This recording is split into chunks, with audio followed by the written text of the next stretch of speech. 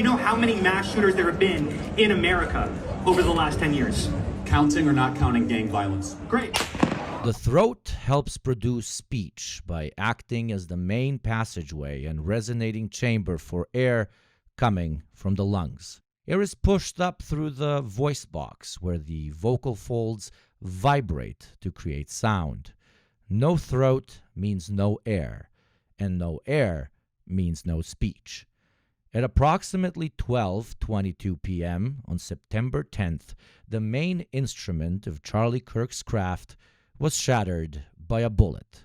His neck split open. One bang yeeted Charlie and the surrounding crowd out of their false notion of safety, a marketplace of ideas where controversial opinions and attitudes are traded like baseball cards, completely isolated from the effects they produce, suddenly felt the effect.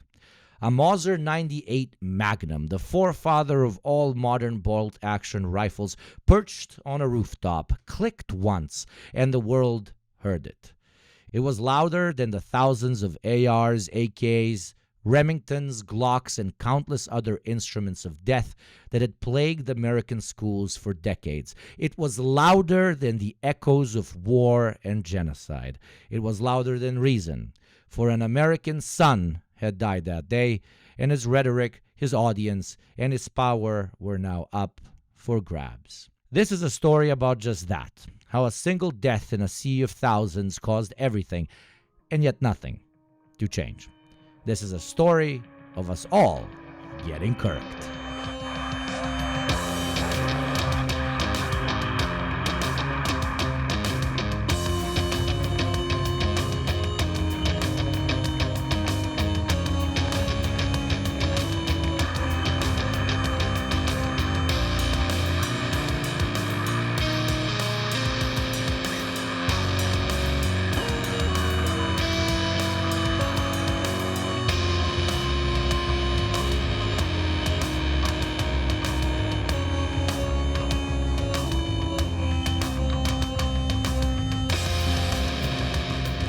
Welcome to Reaction Pod, an international anti-fascist show run by a Scandinavian nerd, a Slavic alcoholic, and an American unk. For tens, or if we're lucky, thousands of episodes to come, we will drag you with us into the darkest corners of the internet, where we will dissect, map, and sculpt the right wing's advance across its most important battlefield, the internet. Ideological caveats, popular figures, niche thought leaders, or content creators, if they're feeding reaction online, we'll be there with a microscope and a I can't say that.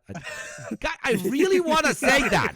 Let me say because I'm the American. I've got a lot of we'll be there with a microscope, already battle-scarred from years on the digital anti-chud front. We now come to you as veteran mentors, drill sergeants, and professors, ready to prepare you for whatever the future might bring. Now, my comrades in arms, please introduce yourselves to our audience. Hello, I'm Freda. I'm a Norwegian nerd of the academic history variety. I studied history at university before starting a YouTube channel where I document and confront the online right and their use and misuse of history. I also got my first computer at around 8, so I kind of grew up on the internet. I guess I'm the fucking unk, huh? Hi, everybody. I'm Mike, the polemical Pennsylvanian and former politician turned firebrand. I studied political science, history, and law at university and law school. Worked in political organizing and campaigning before launching one of the largest political streams at Twitch at Central_Committee. The unk. Oh, and there's me as well. Call me Hugo, like the shitty car. Your friendly neighborhood Balkan boy with a formal education, political science, obsessed with fascist ideology the way a doctor is obsessed with cancer. You might know me from a YouTube channel, stream, or the Deprogram podcast, which is pretty insane. I might be the most insufferable one because I do all three. Now you guys do as well. And last but not least, Anne, our darling producer, coming to us straight from Austria. She's the smartest one out of all of us. And like all smart people, prefers pulling strings behind the curtain and is, and I quote from her, elated to be able to work with our trio and will give her all to provide an enjoyable podcast experience for the listeners. I don't know who's getting more glaze here, us or the listeners. I never want to glaze the listeners. Man? they kind of suck. Why are you listening to a pod? Okay, we shouldn't tell them. No, this yeah, in that's the not a first great way to episode. start out. Stop listening But now. Keep that.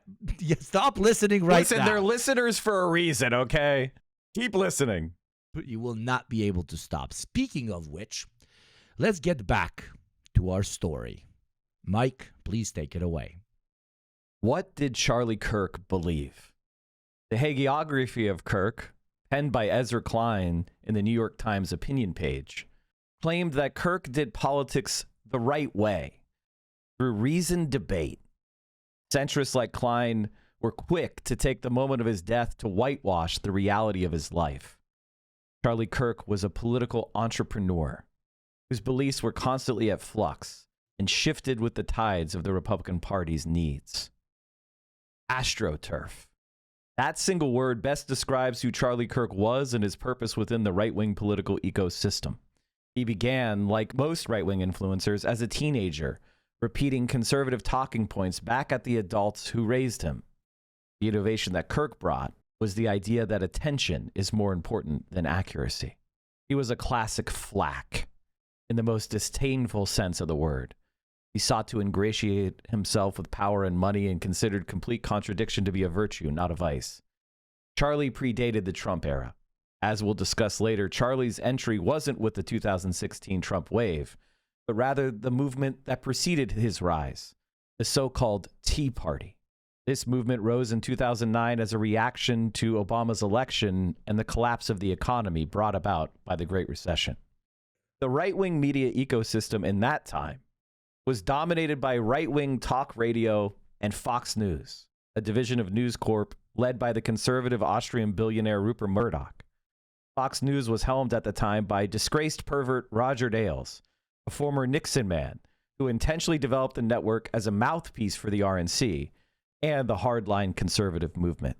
Charlie's larger political trajectory matches exactly the broader path of the Republican Party during this period. His positions constantly shifted in emphasis, tone, and substance as his stances changed from a pseudo-libertarian Tea Party activist to fire-breathing Trump populist culture warrior.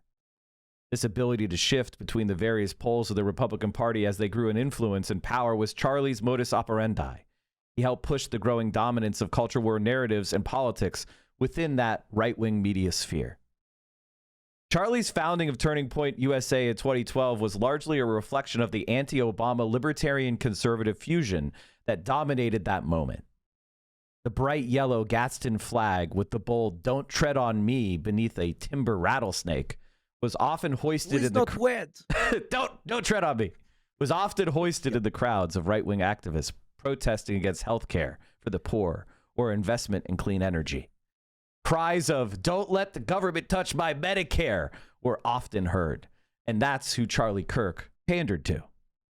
His rhetoric focused on free markets, limited government, low taxes, and deregulation. If you imagine a nerdy white boy in a bow tie, you can imagine the Charlie Kirk of that era. Kirk's positioning at that time was as a pro-business reformer who saw debate on campus as a way to introduce conservative economic ideas to college students. More freedom. We're far from it now. Let's get back to restoration of individual liberty and states' rights. More like Texas, less like California. So you have more of a libertarian viewpoint? Libertarian, conservative, free market, freedom. These early efforts to convert college-age kids were a complete flop. And the money garnered from boomer-age conservative mega donors had little to show for it. This all changed with the rise of Donald Trump. Kirk quickly aligned himself with the institutional donors as a never-Trump conservative. Early on in the Trump movement, he sided with many other conservative activists as a supporter of Marco Rubio. Early in the 2016 primary, Trump was seen as a joke candidate with little chance of capturing the nomination. However, that changed quickly as Trump's campaign launched with a bombastic racist speech accusing Mexican migrants of being drug dealers, criminals, rapists. When Mexico sends its people, they're not sending their best. They're not sending you. They're not sending you. They're sending people that have lots of problems, and they're bringing those problems with us. They're bringing drugs, they're bringing crime, they're rapists, and some, I assume, are good people. Trump's red meat was exactly what the conservative base was asking for, and he quickly gained popularity. Without a clear establishment frontrunner, Trump quickly rose from the single digits in the weeks following his announcements to the clear frontrunner by August 2015. The establishment Republican Party was unable to catch him. Trumpism emerged from the ravings of conservative AM talk radio. Trump himself paid an assistant to listen to conservative talk radio and give him talking points prior to his campaign launch. Trump was an early proponent of birtherism, a conspiracy that claimed that Obama was ineligible for the presidency because he had actually been born in Kenya.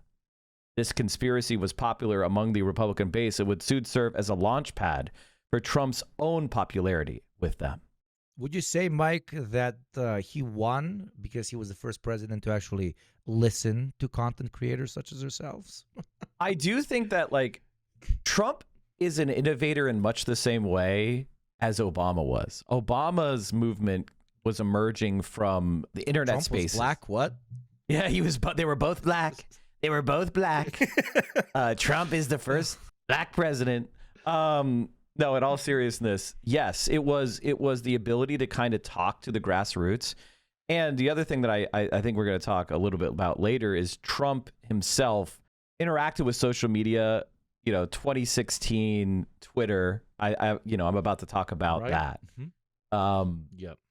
He's the content president. Yeah, and Trump established himself as the tribute of these like fringe populist conservative views. And if you ever talk to a Trump supporter, their unofficial slogan is, he tells it like it is. Yep. And posts it like it is. Well, yeah, he tells it like it is, which is really just another way of saying he says stuff that we all believe, but you're not allowed to say. And what is it that conservatives all believe but are not allowed to say? It's the racism. Yeah, it's racism. It's the N-word. I thought it was sister fucking, but yeah, that one works too. Okay, cousin fucking, all right? Cousin fucking. We gotta have our limits somewhere. Yeah, they Please got their continue. limit. Apologies. In online spaces like the infamous r/Donald on Reddit or poll on 4chan, Trump's racist and xenophobic rhetoric quickly took hold in online spaces dominated by young far-right fans. They began memeing Trump to the White House with images of Trump as Pepe or chants about building the wall another 5 feet higher.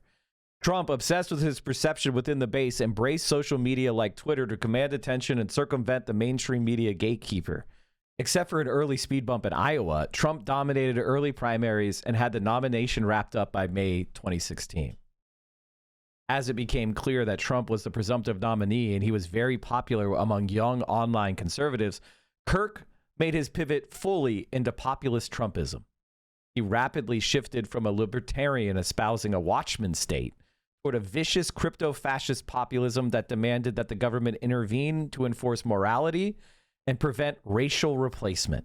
While other conservative organizations hesitated to embrace Trump's style, Kirk distinguished himself by strongly aligning with Trumpism and completely reoriented his policy set. Nationalist and populist themes became central to his appeal, and he embraced viral social media as a strategy to reinforce gains Trump was mating with young... Fuck, I can't speak now. Give me a Trump second. was mating with young men? You're fine. He was trying to. Oh, yeah. I don't know if you've ever seen him talking about his favorite plays on Broadway, but mating with young men is often on his mind. Okay, hold on. Just randomly standing up to show people his ballroom. He's I like- love this ballroom. It's an He incredible loves ballroom. Cats and Phantom of the Opera. I don't know if you know that, but Trump is a big Broadway guy. I didn't know which ones he liked, but I do know that he loves Broadway, yeah. He loves the slop. Like the most over-the-top flamboyant slop. That's Trump's favorite shit. He loves show tunes as well. The idea of him as an espouser of masculinity, we had a word for it, okay? And there is no way. And I often speak about this to my audience is Donald Trump would be happiest if he was currently receiving a Lifetime Achievement Award at the Tonys. Like, he was never able to actually put together a play that was artistically valid, but he had started so many people's careers. Imagine if he had just been able to embrace who he was and be the, play guy, the billionaire fail son who took his inheritance and funded a bunch of plays. That's what he's really for. And that's why he renamed the JFK Performance Center in D.C. to the John F. Kennedy and Donald Trump Memorial Center. Because that's what he cares about. That's what he loves. Anyway, sorry for getting distracted, but... Oh, no, please. Nationalist and populist themes became central to his appeal, and he embraced viral social media as a strategy to reinforce gains Trump was making with young right-wing men. Kirk embraced the most extreme rhetoric centered on national identity, opposition to immigration, hostility toward political institutions, and distrust of the media. The language of free markets was increasingly overshadowed by appeals to cultural grievance and resentment toward perceived elites. He began to question the legacy of the civil rights movement and attacked Martin Luther King Jr., formerly a canonized secular saint of America, incorporating white nationalist politics firmly into the mainstream of the American right. Where MLK, in my personal opinion and based on every objective analysis, he actually gave us more race focus and less emphasis on character and conduct. Because here we are 60 years later.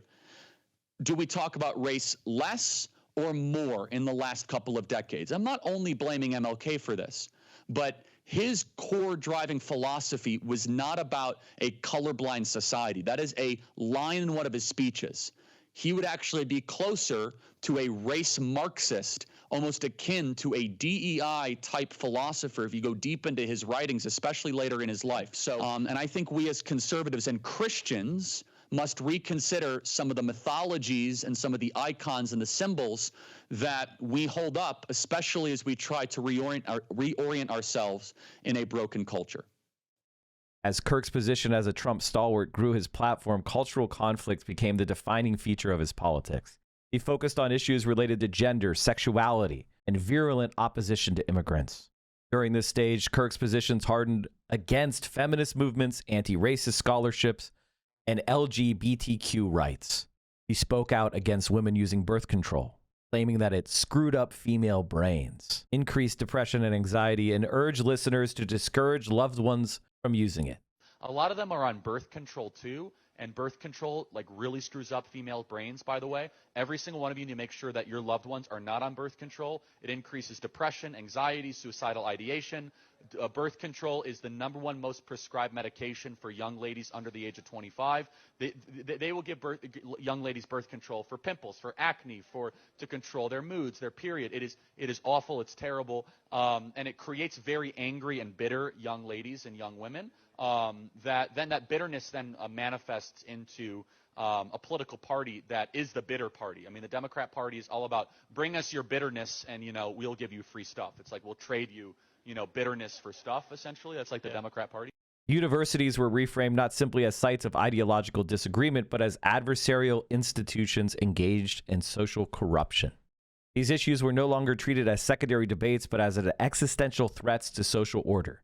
This shift coincided with Turning Point USA's increasing emphasis on viral confrontations, public shaming tactics, and ideological policing within academic spacing. So, do you think that he kind of popularized the idea that universities are these woke Marxist breeding grounds nowadays, on the online right?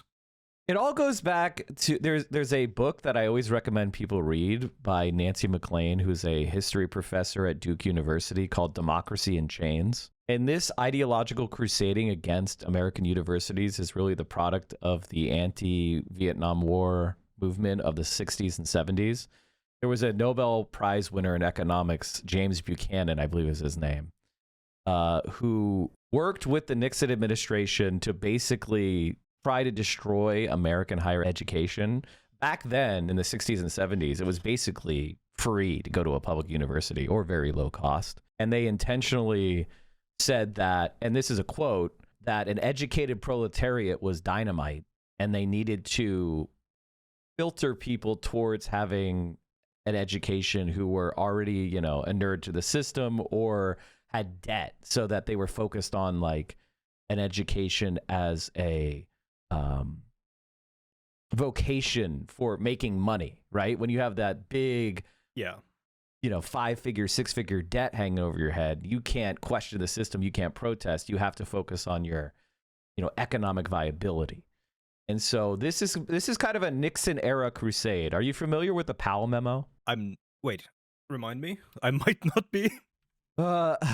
Associate Justice of the Supreme Court, Powell, wrote a memo to the conservative movement saying that they needed to basically build up an alternative media ecosystem and they needed business to get more actively involved in politics.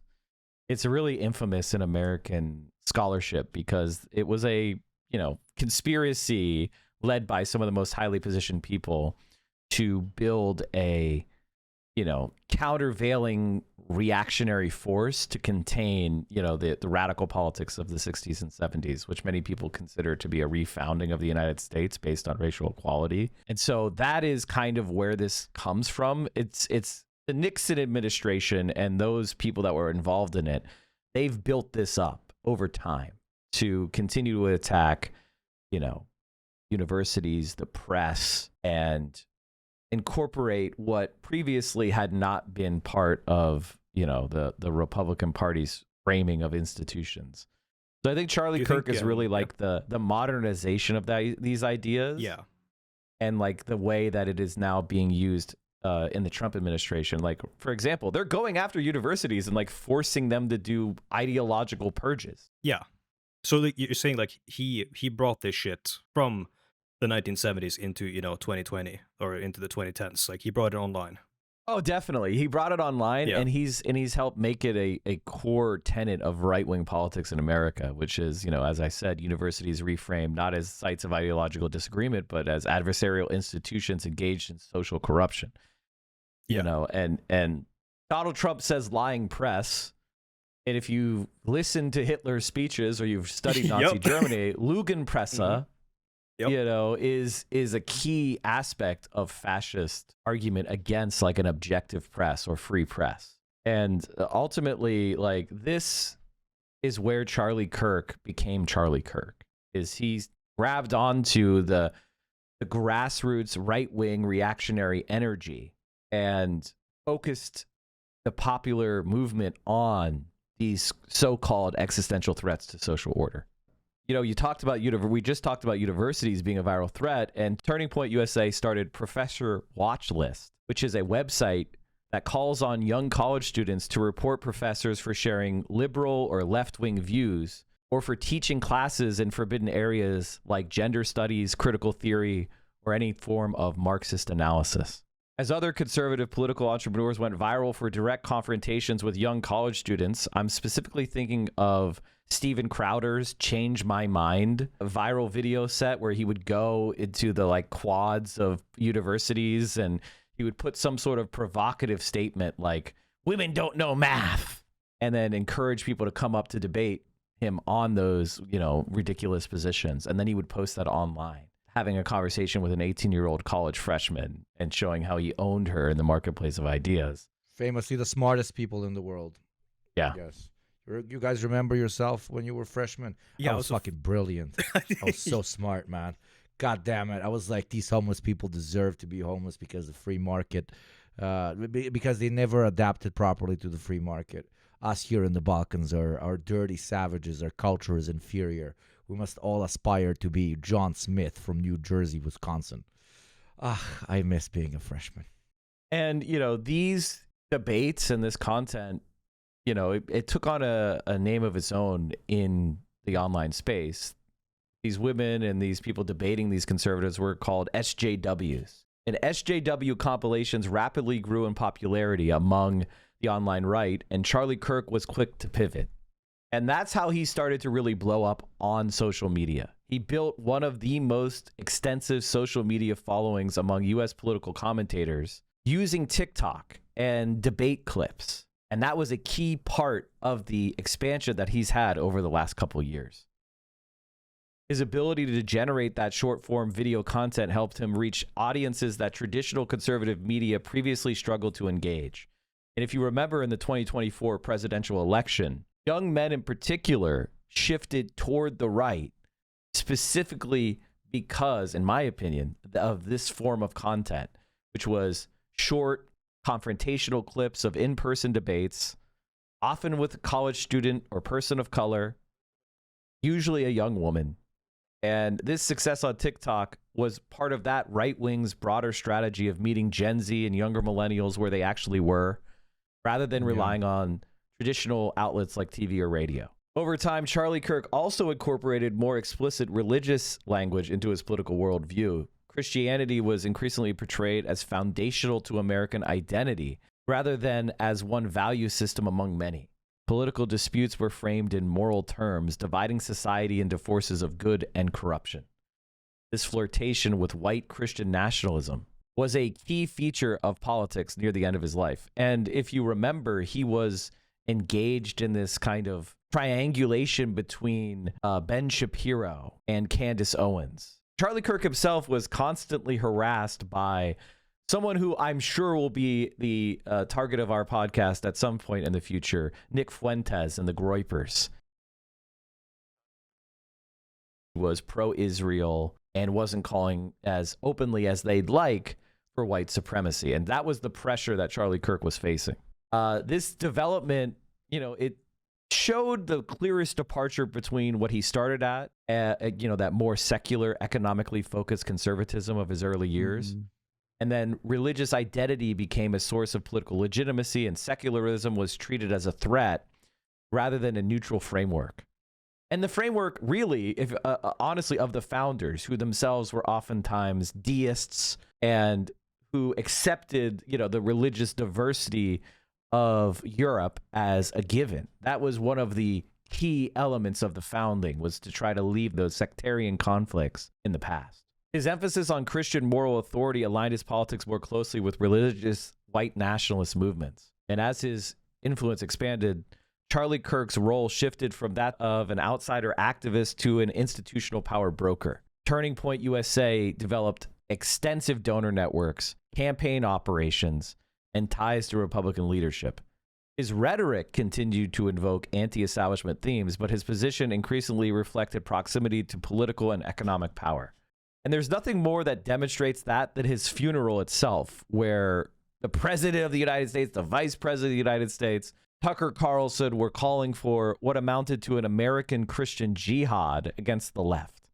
Kirk occupied a key position in the right-wing ecosystem as an intermediary role, linking political elites, conservative donors, and conservative grassroots by controlling algorithm-driven media environments.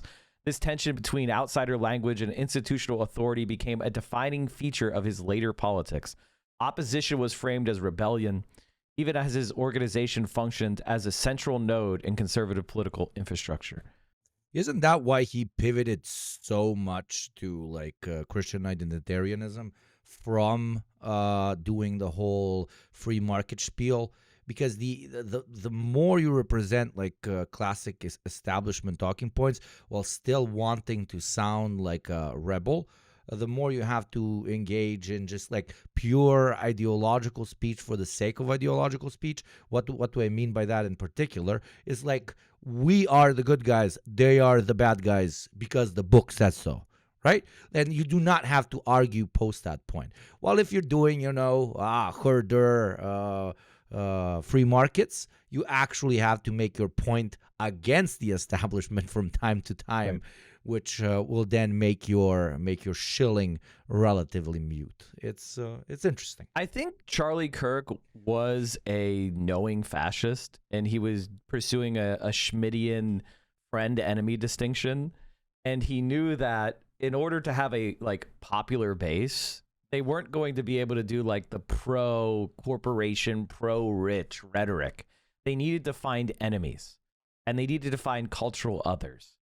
And in America in particular, there is a significant cultural divide between Christian white people and non-Christian or non-religious white people. And Charlie Kirk, and much of the conservative movement finds its home in this watered down Christian identity, which fundamentally doesn't mean anything. because if you know anything about Christian theology, you understand that all these sects have wildly contradictory beliefs about Jesus or the way to live life or what religion actually means. So they have to water that down into this, what they call the Judeo-Christian values, which is an empty set. My favorite.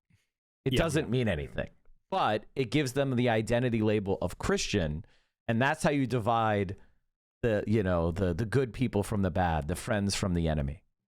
And Charlie near the end of his life was fully embracing the most pestilential, virulent, and open white nationalists.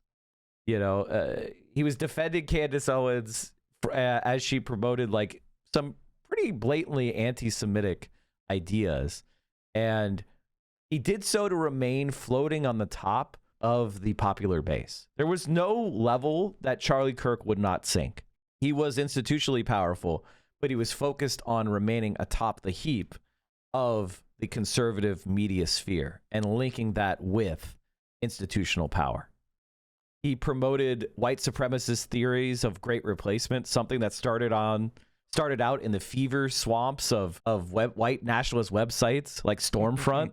He slandered and disdained the legacy of Martin Luther King Jr. and civil rights. He said he wasn't even a good person. He attacked women's reproductive rights and status in the workplace and called for the wholesale targeting of immigrants by Trump. Hell, in the very moment of his death, via gunshot, it was interrupting a debate where he was calling for less control of guns. And infamously, he has said that gun deaths were the necessary cost of freedom. They were worth it. You will never live in a society when you have an armed citizenry and you won't have a single gun death. That is nonsense. It's drivel. But I think it's worth it. I think it's worth to have a cost of, unfortunately, some gun deaths every single year so that we can have the Second Amendment to protect our other God-given rights. That is a prudent deal.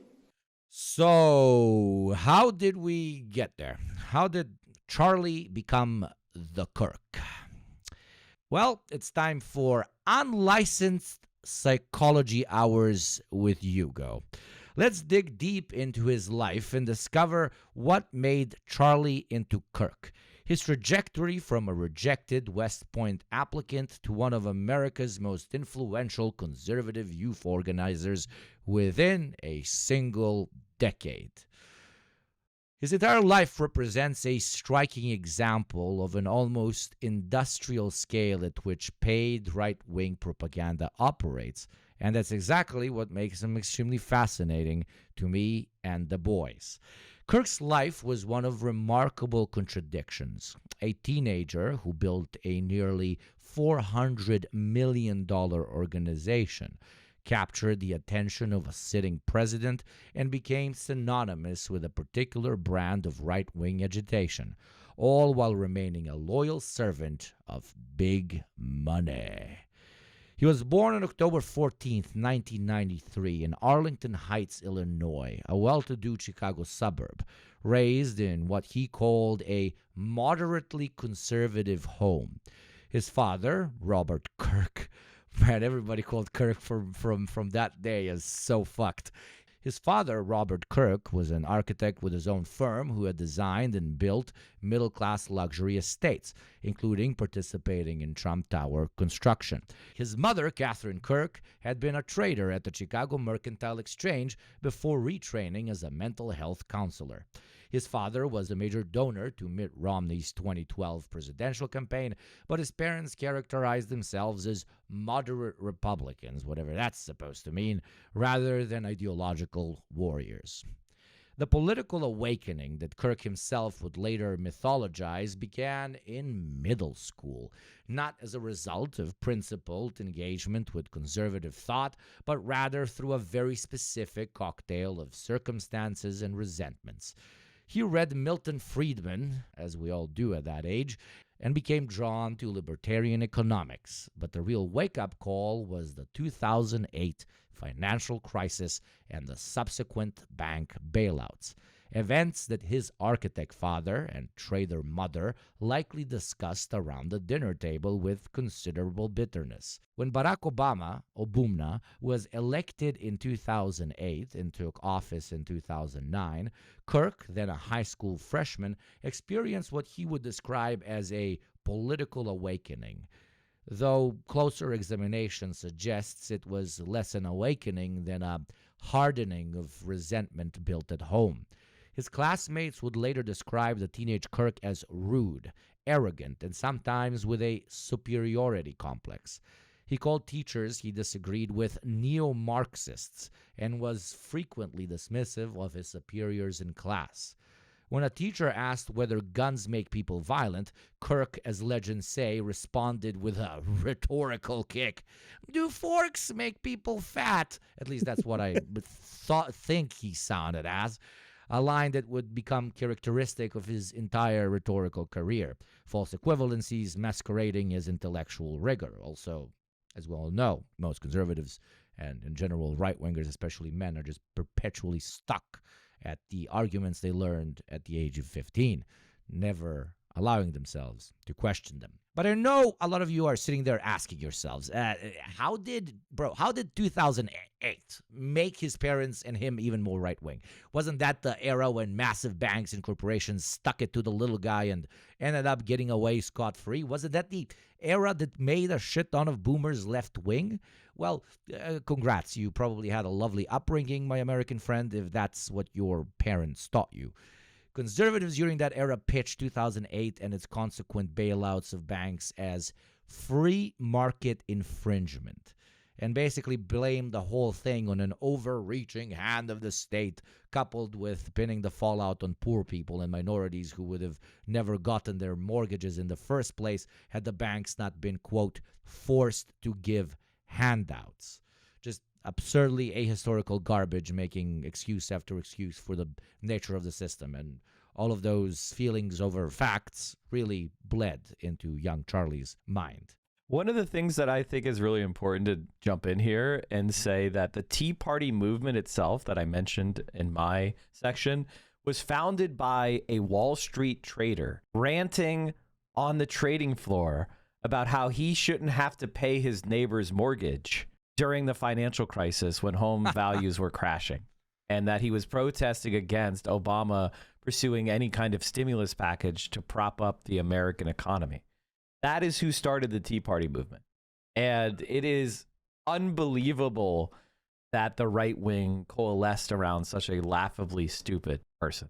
Yeah, absolutely. Like, speed up a little bit. And by his junior year at high school in 2010, Kirk was already volunteering for the campaign of Illinois Republican Mark Kirk, no relation, I swear, listening obsessively to Rush Limbaugh. How do I pronounce that? Limbaugh? What was it? Limbaugh? Help me here. This one is on you, Mike. Limbaugh. Rush Limbaugh. Thank you.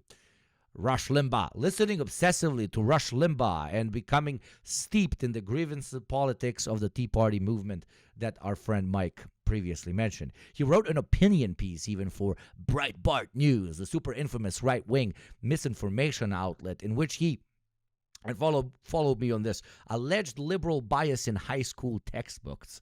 Did we learn something now?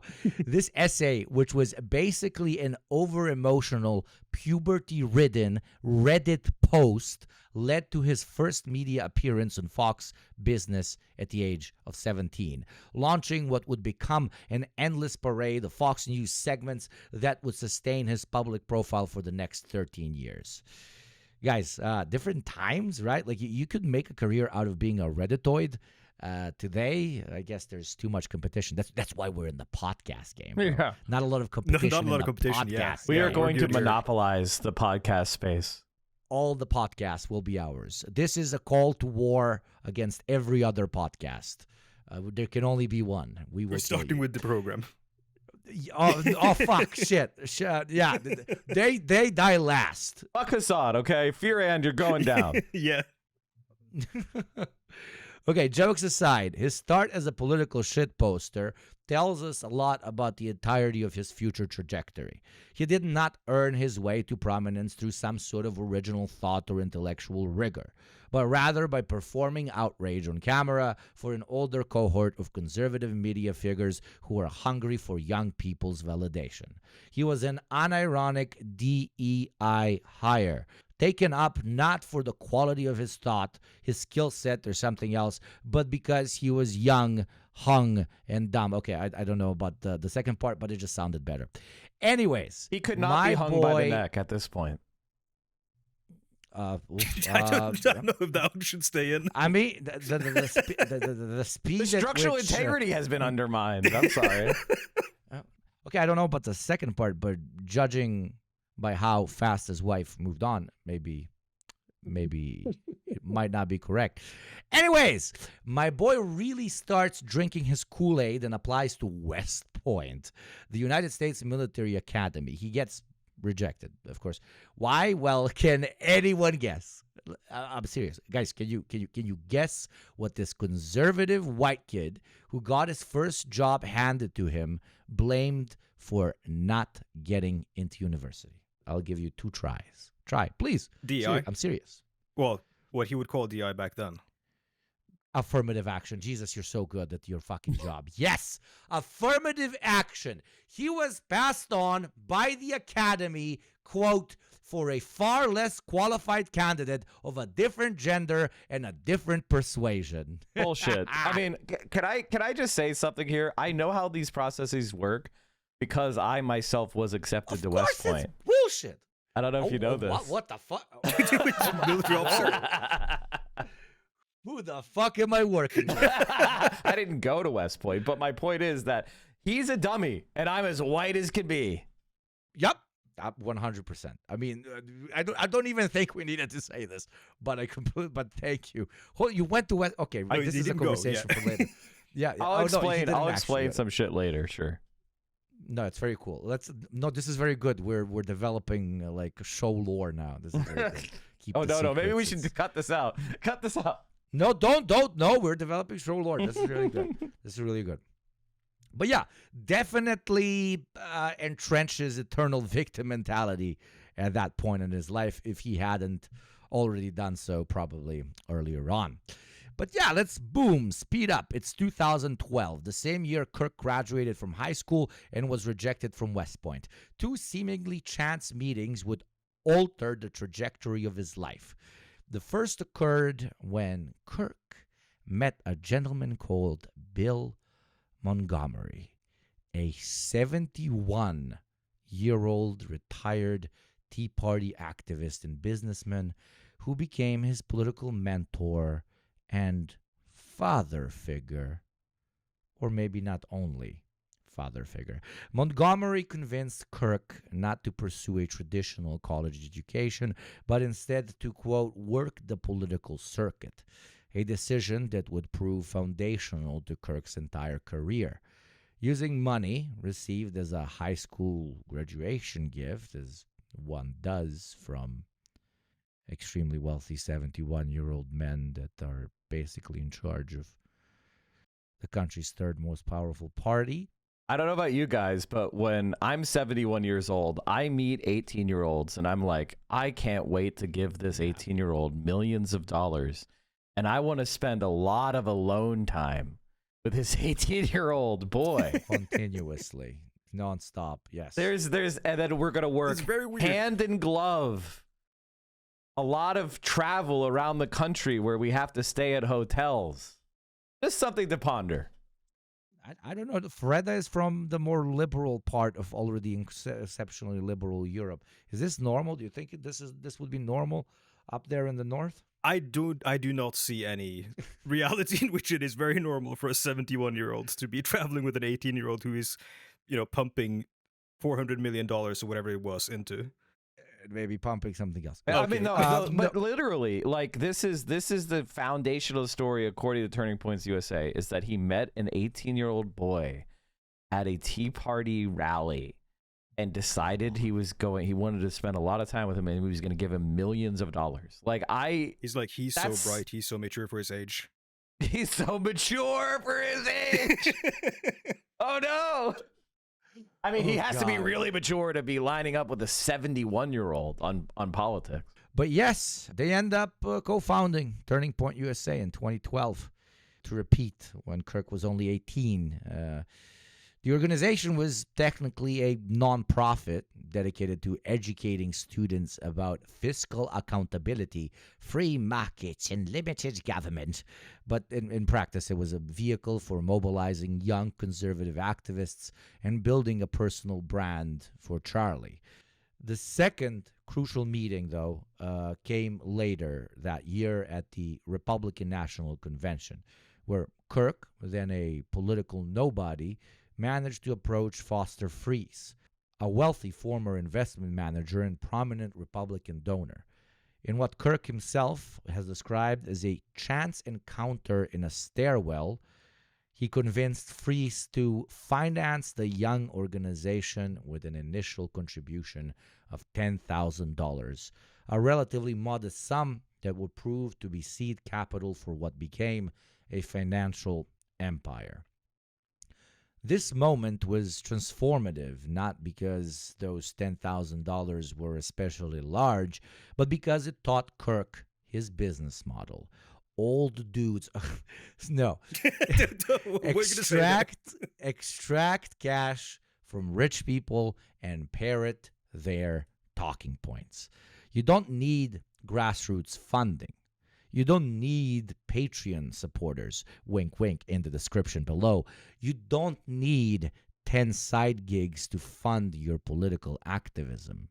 You just need rich dudes. And it worked. Beginning in 2013, the organization began to attract a steady stream of wealthy conservative benefactors, many of whom remain anonymous or poorly documented to this day. By 2019, TPUSA had grown from roughly $52K in annual revenue to $22 million, with Kirk claiming the organization had chapters in 1,000 high schools and colleges and employed over 40 full staff members. But the real financial explosion came during the Trump years, as we learned from Mike. By 2024, Turning Point reported an astonishing $85 million in annual revenue, a 142% increase over 5 years. Over its entire existence from 2012 through mid-2023, TPUSA accumulated nearly $400 million in total donations. An investigation by Forbes revealed the architecture of this funding network, and what emerged was a system of remarkably untransparent processes fueled mostly by a small cohort of ultra-wealthy right-wing donors. AstroTurf. Yes. That's it. It's just AstroTurf. Yep. Hardcore. Yep. The one thing I would say, and I don't have my notes in front of me on this topic, but there is a right-wing donor network in America. Fuck, what is it called? But basically, we have these, the Koch network. We have the Mercers, who are a billionaire family. We have, we have these kind of right-wing fascists that are, super rich billionaires that are funding constant AstroTurf operations. You have there's the fracking billionaires that are pushing, what is that called with the old dead guy or dying guy? PragerU. Oh, yeah. Dennis Prager, there is, so these networks they just fund everything. And they're looking for anything that pops because they're desperate for a popular base for their unpopular positions. And organizations like Charlie Kirk's are constantly pretending they're popping in order to accrue pay-to-win levels of money. That's arguably his entire genius. He looked at funding first, not content first necessarily, and then just started looping it the same way overtly overinflated AI companies do it. You just get enough people to believe in it, which then stimulates other people to also believe in it, makes the bubble bigger and bigger and bigger. He just applied this to a media company because he knew that all of these guys have so much money just laying around that they would really like to give right-wing agitation media companies or even individuals because to an extent they have a relative level of class consciousness and they understand that, in order to keep the status quo going the way it's going, you gotta have mouthpieces, and he was a very willing mouthpiece. Yeah. He was able to drain them very effectively. Absolutely. Let me read out the top leaderboards here for you. The largest direct donor to TPUSA turned out to be the Wayne Duddlestein Foundation, a relatively obscure Texas foundation established by a deceased Houston property developer. Gave $13.1 million. Jack Roth with $8.7 million. Home Depot co-founder $7.1 million. Charles B. Johnson, former CEO of Franklin Templeton, and his wife combined $46 million. Holy shit. Additional significant backers included William Dunn, founder of Dunn Capital, at $4.5 million.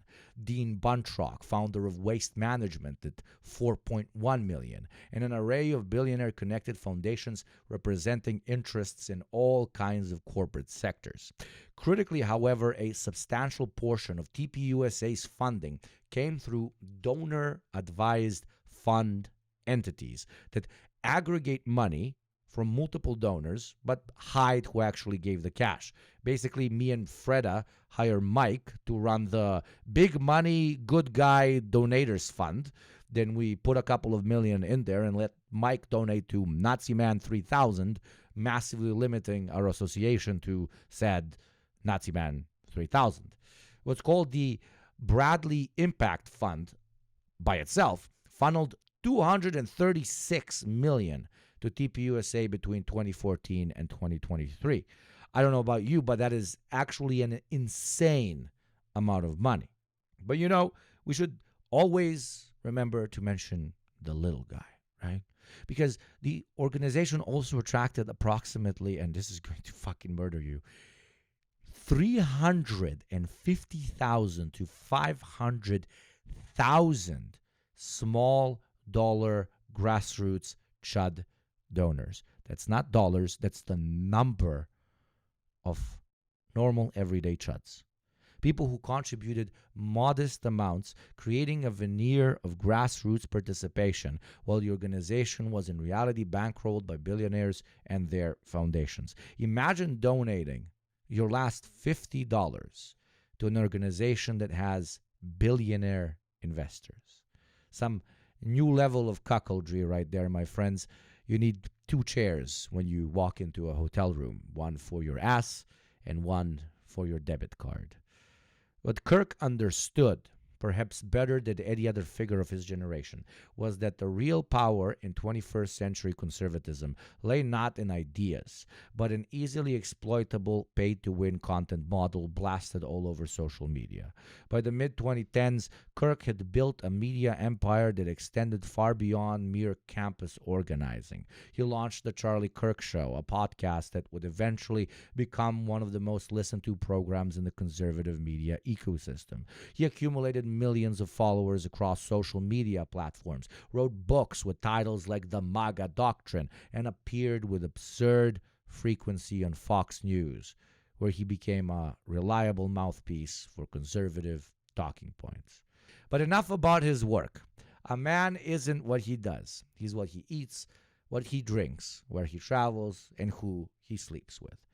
In 2018, while Kirk was operating his nonprofit empire and building his media presence, he met Erica Lane Franzwe, or however the fuck you pronounce that, a former Miss Arizona and college basketball player who was, at the time, running her own faith-based clothing business called Proclaim in New York City. That entire paragraph is insane. Like, that's some shit that can only happen in America. Did you see that she was in a CIA video? Yeah, I did see that, 2015. Did you see, there people are starting to get even more schizo based on maybe she was an agent? I think it was proven or whatever that it was literally just like she was hired to speak, like she was just meant to present something or whatever. Mm-hmm. That's a But, job you that know. you just get from I your mean, yeah, I don't faith-based know. clothing business, which sounds like a front to me. It doesn't sound like a real business. It would in any other country, but it would in any other country. But like, only in the States can you say this shirt is very Christian. Buy it, it's so fucking Christian. Oh my God, it's so Christian. And then somebody just buys it because it's so Christian, right? I That's the gotta only show place you where Trump's. I would believe that it isn't a front. You know get what I would be a mean? good idea? Well, for that does happen. That does happen in other places as well, and with other. Have you religions. seen But just Trump's in the spiritual States, it's on advisor? steroids. Oh yes. Oh, okay. We should do something on those people. We definitely should. Yeah. That's a great fucking idea. But now I want the producer to roll some sexy music. Doom doom doom. Okay. One steamy morning, Kirk and Erica met at Bill's Burgers in New York City. He had invited the foxy Miss Arizona for a job interview. Reaching out passionately, Kirk spoke words of incredible conservative sexual prowess. I'm not going to hire you. I'm going to date you. I have enough friends already. His words echoing through the burger joint, a sex god's ultimatum. Date me or leave. Boom, she's wet, she's down, he scores. Yeah, problematic as what you kids like to say nowadays, right?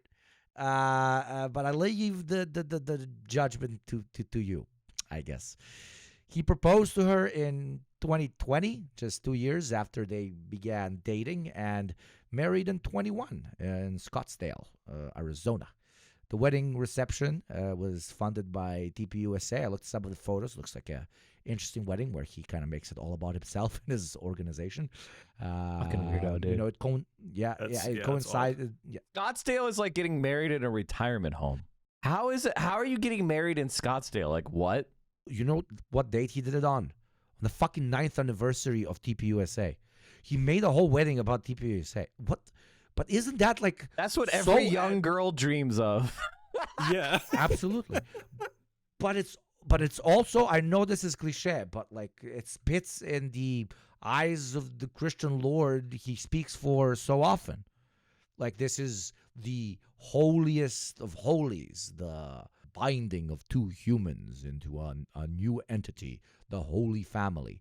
And yet he allowed business to interject in this holy matrimony. I like, it's not only cringe as shit, it's not only unromantic, but it's also a perfect symbol of general right-wing under the umbrella of religion hypocrisy. But yeah, Erica's incorporation into Charlie's empire was systematic and total. She became a frequent presence at his speaking engagements and public appearances. She co-hosted podcast episodes with him. She launched her own initiatives, but her life would change again.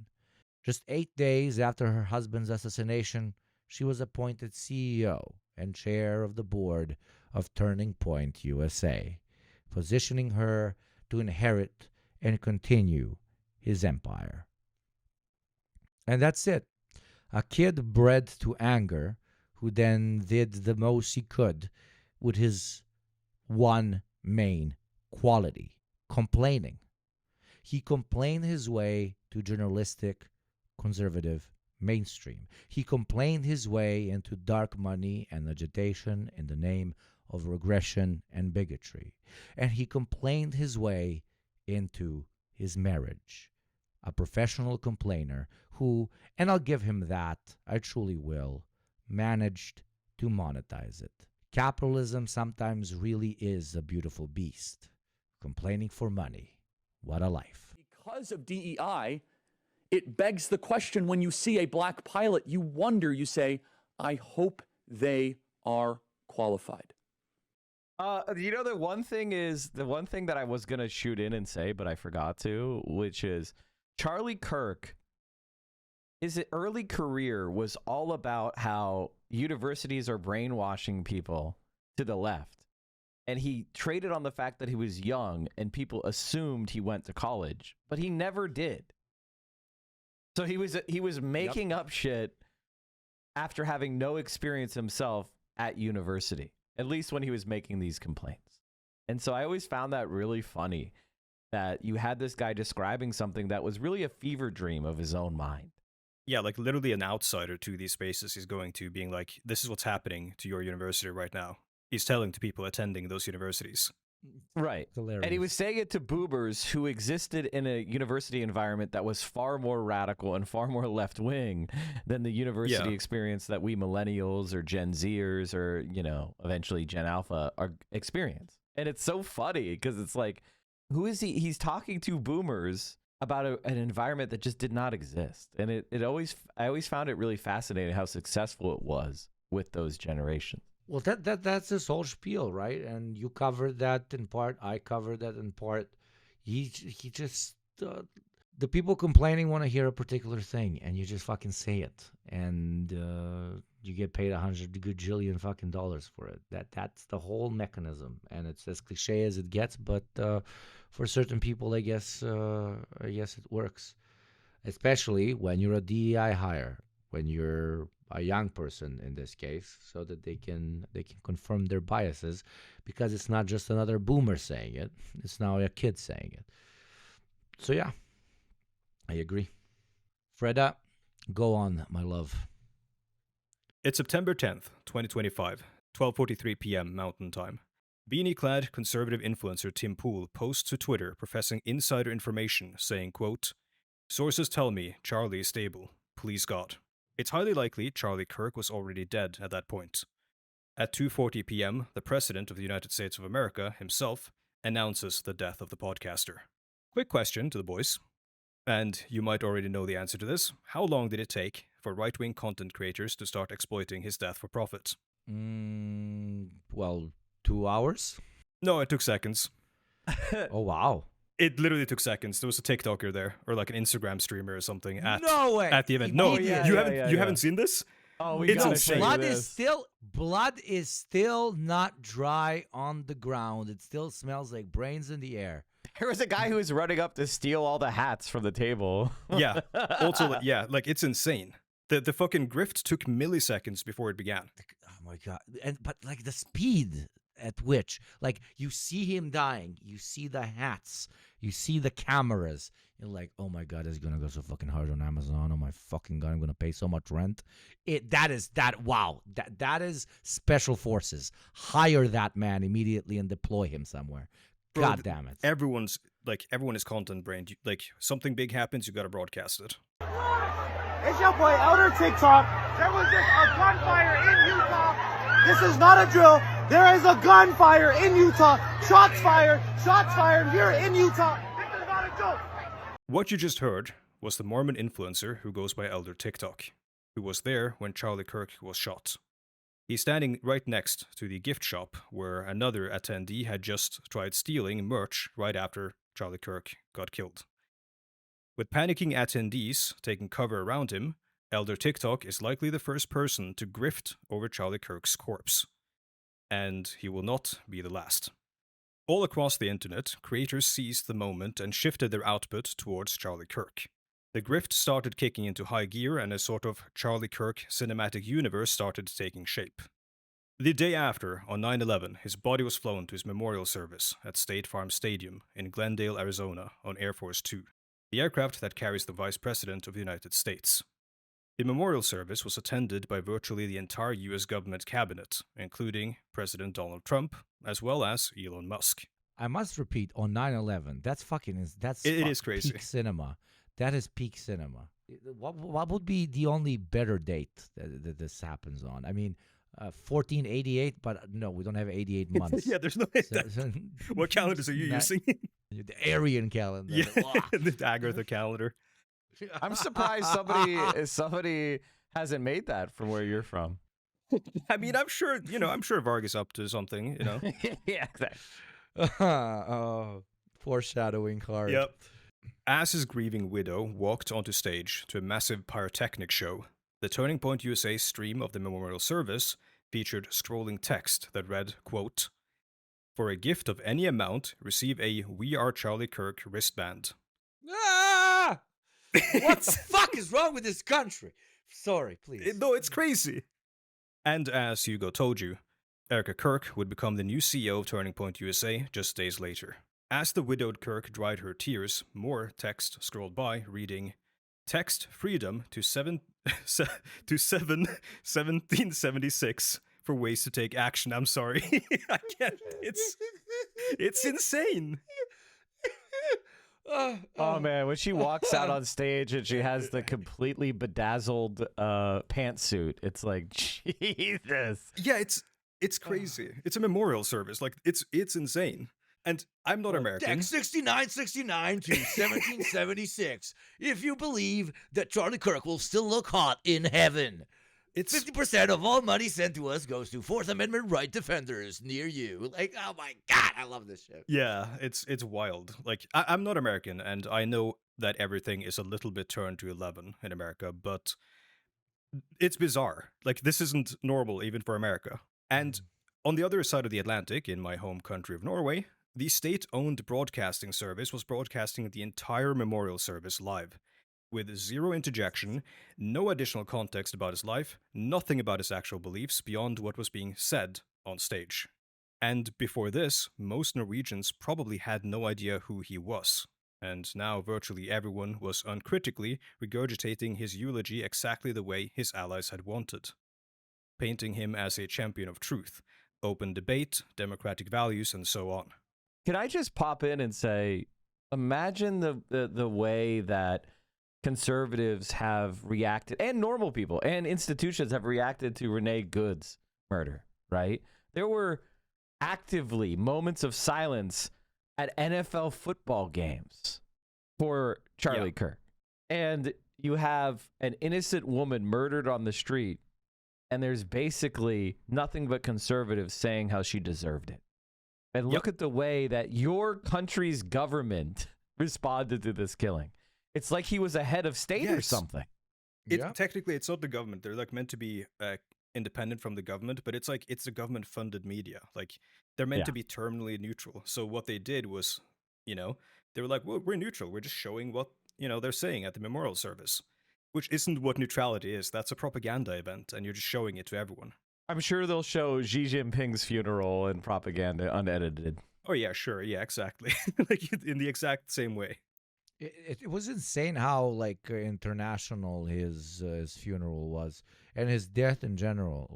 To talk about my part of the world, it was an absurdly viral post on X, a photo of a massive mural of Charlie Kirk as a Serbian basketball player or something. But then the only thing that out-viraled that mural where it said R.I.P. and he was dressed as a basketball player, because once he said that the Serbian team is really good, Serbian players are really good at basketball, which they are, but of course he co-opted it into some white supremacist bullshit about, they're beating black people, which obviously all of these Serbian athletes would never say. So what the fuck, why are you speaking in their name, right? Nor do they believe it.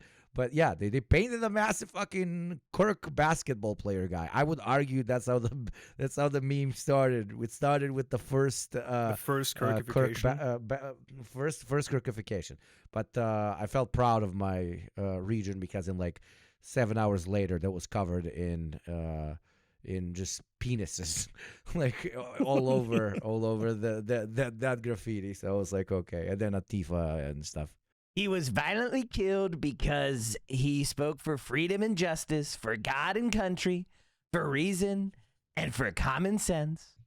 That's so good. Thank you. That's so fucking good. Everyone was engaging in what's called hagiography, and Mike mentioned this earlier on, from the Christian tradition of writing about saints. Quoting from Charlie Kirk and the Making of an AI-Generated Martyr by Associate Professor of Sociology Art Gibson from the University of Dayton, quote, "The person becomes a secular martyr who made a heroic sacrifice. They are portrayed as morally righteous and spiritually pure. It doesn't matter what Charlie Kirk actually believed or what he actually said. When constructing the saintly image, he's transformed into a symbol to be used by the people who are still alive. Inconvenient truths are ironed out in favor of whatever serves the goals of the hagiographers." Another example of this from American politics, which the professor also brings up, is Martin Luther King Jr., whose critiques of capitalism, militarism, and structural racism are often downplayed in favor of a universally palatable story of unity. Quote, "The elevation of a figure into a saint does more than honor the individual. It turns a political struggle into a sacred one." I think that they really were trying to turn Charlie Kirk into the conservative Martin Luther King Jr. And that's what this project was. And ironically, I think that's what has made him into an object of mockery, because the kind of like almost inquisitorial enforcement of a religious significance to this killing, when in reality, it was a dumb, annoying AstroTurf meeting at a Utah university, and he was killed in the moment saying that guns shouldn't be controlled. He's shot by a gun. It's just self-mocking. Like, he as an individual is a self-negating, self-refuting individual. His very death proved his arguments wrong. And so what can you do but laugh at somebody like that? I think also the absurdity, like the absurdity of like the fact that the image being presented obviously does not correspond to reality, and the fact that they're trying to make someone this holy saint-like figure in a like online ecosystem where everything is ironic and everything is mocked. Like, it kind of made it inevitable, I feel like. Because Zoomers don't give a shit. Like, they will make jokes about anything. Well, yeah, that's part of why the right wing was able to make some gains in 2024, is mocking the way that earnest millennials said, you shouldn't say this, or this, because it's bad. And Zoomers, in their brain rot fever dreams, they want to mock everything that you hold sacred. So Charlie Kirk has given us all kind of a new moment to say, conservatives are actually worse at being annoying scolds. Exactly. The least cool thing you can do is really, really care about something, especially online. And now we have the entire right-wing ecosystem not only caring about this guy's death, but trying to, as Freda eloquently put, deify them. That is the least fucking cool thing you can do. And the internet reacted appropriately. Yeah. Now, criticizing a saint is taboo, and this myth-making around Charlie Kirk very quickly and deliberately transformed into a right-wing offensive against the left. Quoting Morgan Trow in the Ohio Capital Journal, "In the wake of right-wing activist Charlie Kirk's death, his supporters have started a social media campaign reporting critics to their employers if users deem they posted negatively about Kirk or celebrated his death." But it's not just perceived celebration of his death that sparked these campaigns to have people deplatformed, lose their jobs, get evicted from their apartments, and so on. You could also say nothing, and that was enough to cause them to come after you. Quoting Rachel Coyle from Ohioans Against Extremism, "We are seeing people respond in ways that are very threatening to individuals who maybe do not like the person. They are not mourning the way they think they should be." If you didn't like Charlie Kirk, if you didn't mourn his death, or if you quoted things he said and believed word for word, which painted him in a negative light, you could be targeted. In Lexington, Tennessee, on September 21st, a 61-year-old retired police officer was arrested for, quote, threatening mass violence. He had posted a Facebook meme of Trump saying, quote, "We have to get over it," in response to a vigil for Charlie Kirk in Perry County. "We have to get over it" was what Donald Trump said about a mass shooting at a high school in a different state. The retired cop was pissed off about kids being murdered in mass shootings, and Charlie Kirk, as Mike pointed out, had famously said, quote, "I think it's worth it to have a cost of, unfortunately, some gun deaths every single year, so that we can have the Second Amendment." His criminal charge was obviously dropped because it was bullshit, but only after he had already spent 37 days in an American jail because he couldn't afford a $2 million bail. Like, that's insane, right? Yeah, typically when you get put into jail in America, there's a cash bail system, and you can go to a bail bondsman, and they will put up your bail for you in exchange for a 10% fee. So This man either had to come up with $2 billion cash, which would be returned in 37 days when the charges were ultimately dropped, or he had to just pay $200,000. I don't know about you, but most people don't have $200,000 Yeah, I don't of have ready that much cash. lying around. Nope. Even a Norwegian doesn't have that lying around. We got That's oil. insane. He's lying. He's lying. But often you got, especially if you're being put in prison systems, in jail systems that are absurdly violent and like underfunded and so on. You are deciding often, even if you have the cash, between financial stability and like getting shanked, which is often a Or very like difficult freezing to choice death, to make. or getting bed bug bites or whatever. Like, Yeah, and even more fucked up shit that I just don't want to say because Yeah. it's disgusting. Yeah. now, Vice President Vance even encouraged Charlie Kirk's followers to call people's employers. Adam Goldstein of the Foundation for Individual Rights and Expression said, quote, "The government involvement in this does inch this closer to looking like McCarthyism." Joe McCarthy, of course, found not a single communist spy in his rabid search for Marxist infiltrators in the 1950s, but he made a lot of people lose their jobs or destroyed their reputations. I've seen plenty of outrage campaigns like this against people for celebrating someone's death or joking about it, but I've never seen people come after people for not mourning enough. To give an indication of where this backlash is heading, now, months after Charlie Kirk's death, a theater professor in Tennessee by the name of Darren Michael was suspended by his university after a whole-ass U.S. senator by the name of Marsha Blackburn put pressure on his university because the professor had reposted Charlie Kirk saying, "Gun deaths are worth it."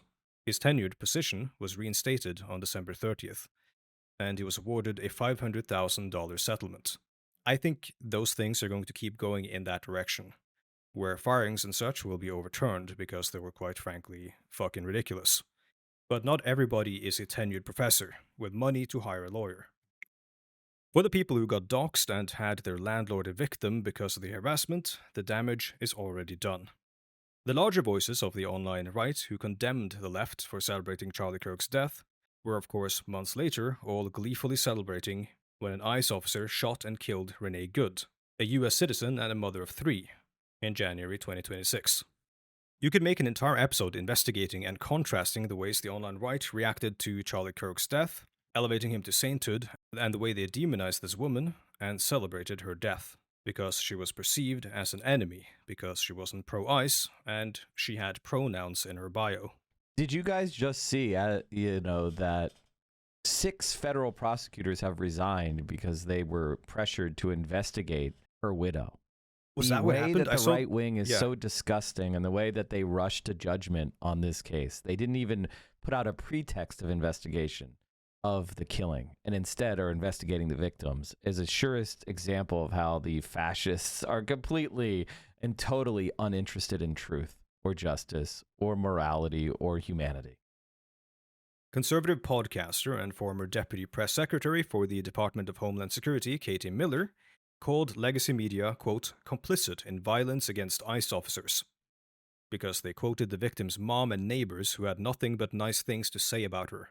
Like, what? Similar to the Charlie Kirk thing, you don't even have to, say anything bad about him. You just have to not mourn him. Here, if you say something nice about a person who is dead, you are now complicit in violence. Charlie Kirk was one of theirs, and when he was killed, he was elevated to sainthood. Renee Good, meanwhile, was killed by an ICE officer, one of their guys. And the circumstances of her death necessitate that she be dehumanized and demonized in an act of retrospective justification. The online right-wing propaganda machine spins into action to retrospectively find reasons for why she deserved it. It's obvious and transparent that there are 0 principles involved here. It's all cynical and opportunistic. In Oklahoma, just 12 days after Kirk's death, state lawmakers proposed a bill that would require all state colleges to build a Charlie Kirk Memorial Plaza, and to describe him as a civil rights leader. Any college not found in... I'm sorry, it's insane. Any college not found in compliance would face monthly fines. As you said, they want him to be their MLK Jr. Yeah, and obviously he is a complete fraud and didn't even believe in debate. It's just an embarrassment at how degraded the conservative movement it really is when you look at it unabashedly and without any sugarcoating.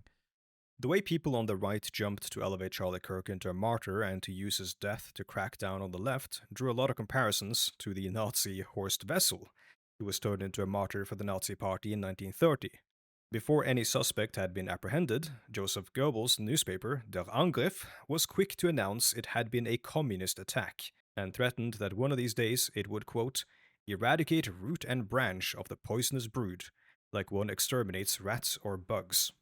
This, of course, mirrors many of the conspiracy theories fronted by the online right in the immediate aftermath of Kirk's death, when we knew next to nothing about the alleged shooter.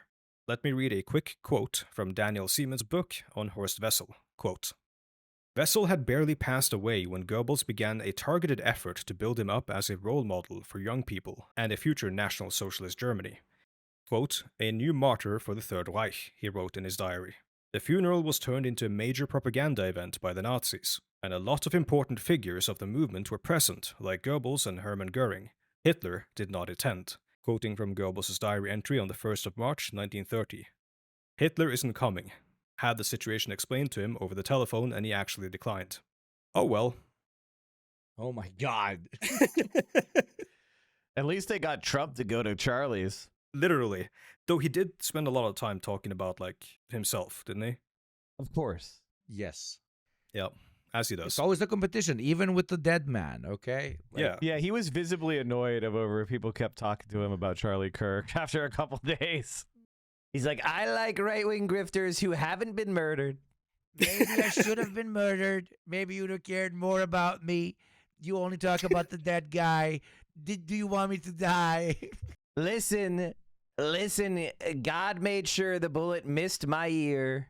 It was close, but I dodged it. Someone tried to take a shot. I dodged it. Charlie, he wasn't, God didn't want him alive. That's tough stuff, but it is the truth. Loser. It literally sounds like a beef between two gaslighters in a relationship. Like one, like, I don't know, really cares about, I don't know, a movie character. And that movie character, I don't know, went through a scene where they were tortured. And like you're watching a movie with your partner and your partner says, oh my God, I have such a crush on this character. Look at like what they experienced. And you immediately like, this is Trumpian brain. This is Hitlerian brain. You immediately respond with like, do you want me to be tortured? They only like him because he's dead. I am not dead. This is why they do not like me as much as him. Type of shit. It's truly incredible. Now, I'm not making this comparison to paint Charlie Kirk as a Nazi necessarily. They were both figures of the political right whose death was exploited. No, you're not. Okay, chill. Yeah, right. Yeah. What? Now, they were both. Charlie Kirk would have been a Nazi in Germany. I don't even think that's absolutely, a controversial yeah. take. Like, come on. Yeah. But, like, obviously, you know, he's not in Nazi Germany. He's now a new thing, which I think is obviously also really fucking bad. But I don't think, like, it's productive to just say, like, oh yeah, Charlie Kirk and Horst Wessel, they're the same guy. For one, Horst Wessel was a successful martyr as well. I don't think Charlie Kirk was. Wessel was a musician as well, and wrote a song which later became known as the Horst Wessel Lied, or the Horst Wessel song, which became a part of the national anthem of Germany under the Nazis. The closest to this that Charlie Kirk got was an AI-generated song called We Are Charlie Kirk. He's crying in the corner. Flame. Yeah. We better play a clip of this right now. You better play a clip of that song. Was high. He lived for Jesus, unafraid to die. We are Charlie Kirk.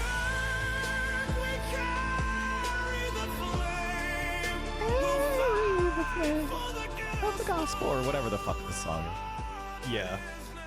That song was released 6 days after his death.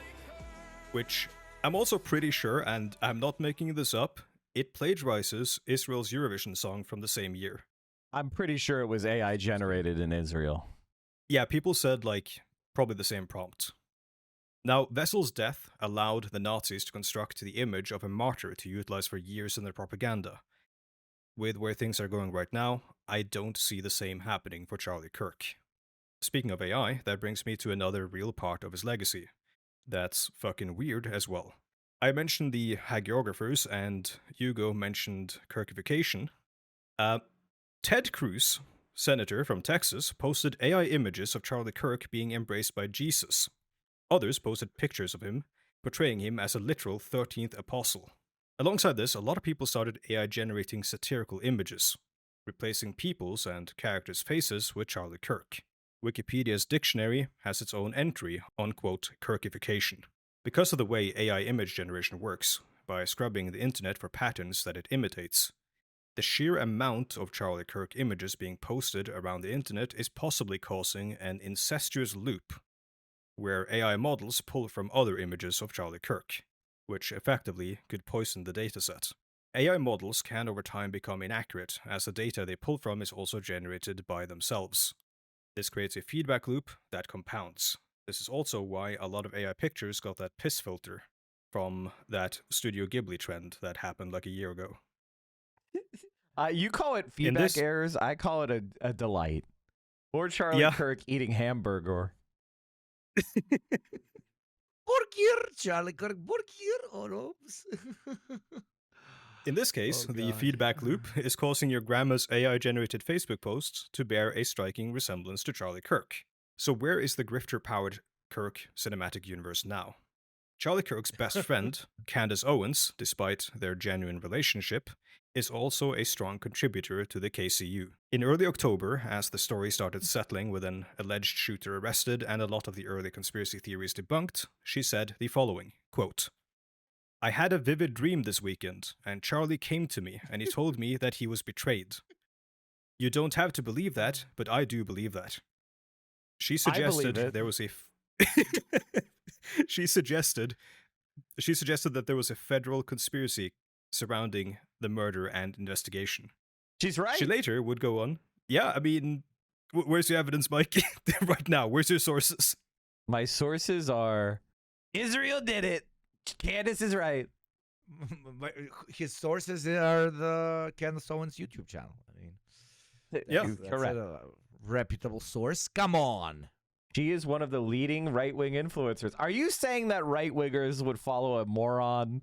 I mean, who just says the truth comes to them in a dream? Is that what the right-wingers would elevate as their top influencer? Come on.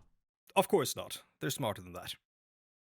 Anyways, so she did go on to suggest Israel had something to do with it, and that the alleged shooter was not solely responsible.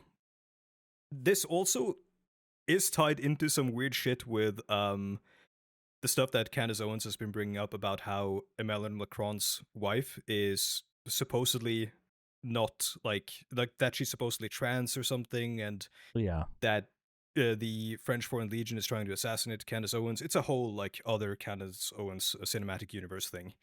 That's for a different time. Erica Kirk even met with her to get her to shut up about her dead husband, which seemingly did not work. After their meeting, Candace Owens reaffirmed her belief that Charlie had been betrayed by insiders, specifically also TPUSA insiders, the government, and possibly Israel. She called the evidence presented in the police affidavit, quote, fake and gay, which I hadn't heard since like fucking 2014 or whatever. It's fake and gay. She's so right on this, though.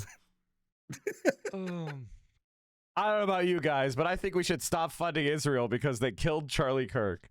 True. Holy shit. Like, it's what can you even say? I mean, this is going to be the reason America stops funding Israel. It's like 20% of the country thinks Israel did it. Yeah. Imagine the incredible plot twist, dude.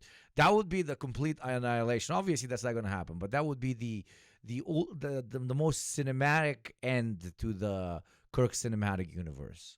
The one cause their endgame never give up on eventually became what his death finally abolished. Like type shit, you know? Sorry, please continue. Okay, all of this has created drama on the right, of course. And drama means clicks. Clicks that are keeping the Kirk cinematic universe alive months after his death. Tucker Carlson and Megyn Kelly, both formerly working for Fox News, now turned podcaster, as everyone does eventually, have defended Candace Owens, while the beanie-clad Tim Pool and the neo-Nazi Nick Fuentes, also podcasters, have described Candace Owens' actions as, quote, evil, quoting L. Reeves' article on this on CNN. Nick Fuentes has said she's a narcissist hurting America, which is a funny thing for him to say. Charlie Kirk popularized narratives and mottos that have harmed marginalized people. He's been a prominent figure in American white Christian nationalism. He spread falsehoods about history, particularly about the US Civil War and the Civil Rights Movement, in ways that have destroyed right-wingers' ability to understand that history. But in my mind, the real legacy of Charlie Kirk is content. From his so-called debates on campuses, where he cut content of himself owning students with prepared talking points, to how his death itself became content within seconds of him being shot, or how Candace Owens, still to this day, is turning his death into content. To the AI-generated videos of Jeffrey Epstein intercepting the bullet that killed Kirk, or the fact that Zoomers are using his name as a byword for getting shot, or turning his name into neologisms of low-key Kirk and genuinely becoming low-Kirkenuinely, it's all content. Somehow his person, as terrible as he was, has become subsumed by content. Charlie Kirk, both to the right and the left, is just content to be used for profit or to advance someone else's political project. In a now-deleted post, I saw someone else compare Charlie Kirk to Horst Wessel, which is why I brought it up. They pointed out how the right desperately wanted Kirk to be an equivalent martyr of the right, but instead, he became a Zoomer brainrot meme. They described Charlie Kirk's legacy as a, quote, far less sympathetic version of Harambe. And that's low Kirkenuinely true. That's where we're at right now. The right seems to have failed to create their martyr, or at least utilize him as a pretext to carry out a violent backlash towards the left. The backlash we did see, amounting mostly to a social media bullying campaign, turned out to be a flash in the pan. The, quote, million Charlie Kirks they promised ended up being AI generated.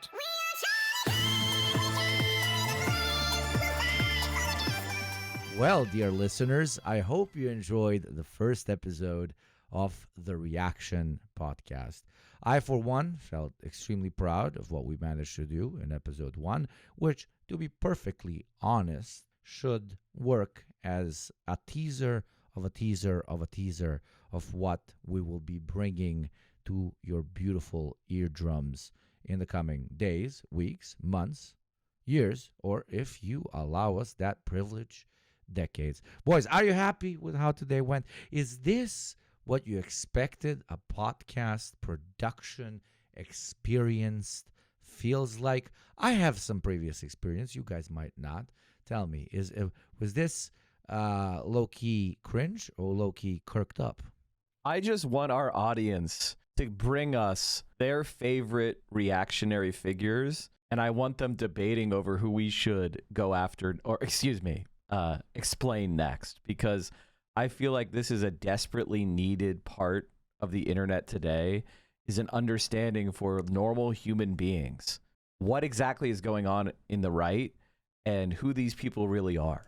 So that's what I'm desperate to do, and I feel like this first episode really, really pulled it off well. You guys did an amazing research, and you brought incredibly funny examples of why Charlie Kirk is who he is and why he's received as he has been. And so thank you guys so much. I'm really excited to keep this project going. So I hope the audience is as responsive and as supportive as I know they will be. Absolutely. Freda? I have not done a lot of podcasts, and this went so much better than I could have hoped for. I think you guys knocked it out of the park. I think we've got something fucking awesome here. And I think, like Mike said, this stuff is important because one of the big battlefields in the culture war and in politics and stuff right now is on the internet. And there are a lot of people out there who kind of are doing politics the old-fashioned way. They're not talking about what's happening on the internet. They're not understanding it. And it kind of makes it so that you have moments 2016, where some people claim they memed the president into the White House, and media is like kind of following like years Yeah. behind, not like understanding what happened. The other thing is, I hope to see this. I hope to see this podcast as a place where we play offense. So much of the online right is random, disgusting cretins going on the offense and attacking people and dredging up a slime-covered pile of incels who are constantly harassing people. I want these people to be the target. I want these people to receive incoming fire. I want them to become targets of mockery, you know? And I feel like a lot of the time the left is so earnest in explaining our worldview or trying to defend against slander that we don't spend enough time going on offense. And I desperately feel that people want to see a counterforce to this kind of right-wing reactionary harassment, you know, regime we're all living under. And I hope that this podcast can become the battlefront, the vanguard of a pushback against the far right. Beautifully put. Absolutely. One more thing that I want to say is I want the audience to be part of this creative process.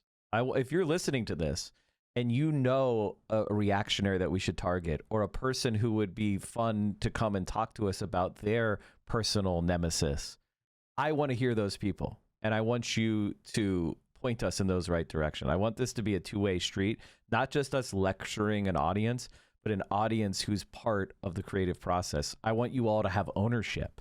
So when you invest in this podcast, I want it to feel like something you're a part of, not just something that you're, you know, giving tokens of appreciation to, but rather an investment in.